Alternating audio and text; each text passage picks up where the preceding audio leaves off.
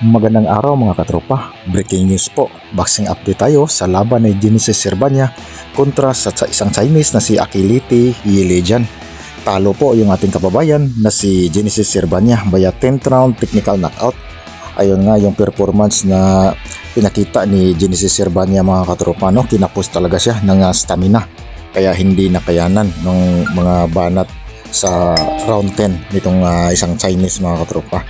Ganon pa man ay nabanggit na natin na hindi na ito yung best version ni Genesis Servania.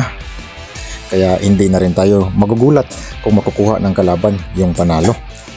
Congrats na lang sa Chinese na si Yilijan at bangon na lang ulit itong ating kababayan na si Genesis Servania sa kanyang pagkatalo. Nakakapanghinayang lang yung laban na ito dahil dito mismo sa ating baluarte sa Cebu ginawa yung laban mga katropa. Maganda pa naman sana yung panimula ni Genesis Servania sa laban na ito mga katropa. Subalit hindi niya na-maintain yung kanyang performance sa kadahilan ng naubusan ng stamina mga katropa.